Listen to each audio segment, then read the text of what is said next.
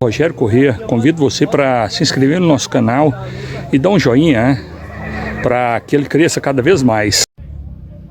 Estamos aqui na comunidade Fazenda Nova, prestigiando a puxada da lenha tradicional de muitos anos atrás, mais de 100 anos, e é transportada pelos carros de boi, como era feito, sempre foi, e eu acho que vai ser assim enquanto existir, né? Uma festa tradicional da região, uma das maiores fogueiras que já viu falar em Minas Gerais.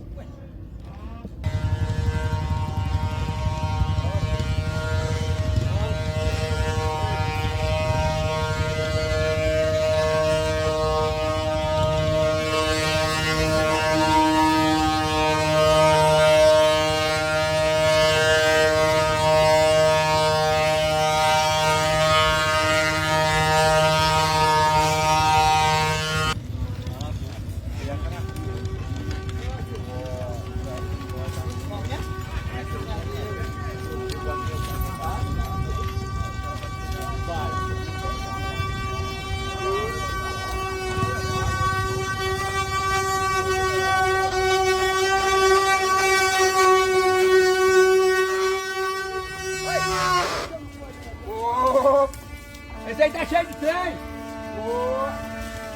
Olha o João Carreiro!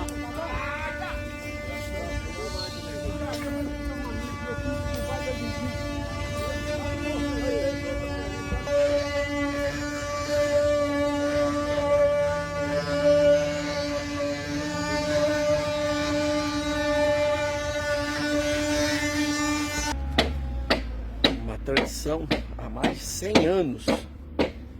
Os fazendeiros aqui da região da Mumbuca, eles puxam a lenha para ser realizada, né, montada a fogueira na Fazenda Nova, uma das maiores festas juninas do município aqui de Passos, estado de Minas Gerais.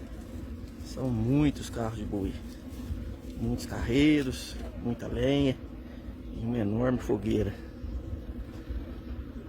Uma tradição, igual o Adilson falou, enquanto o pessoal tiver saúde, né, tiver disposição e tiver fé, nunca vai terminar. Às vezes passa até de pai para filho. Rogério Corrêa, convido você para se inscrever no nosso canal e dar um joinha, para que ele cresça cada vez mais.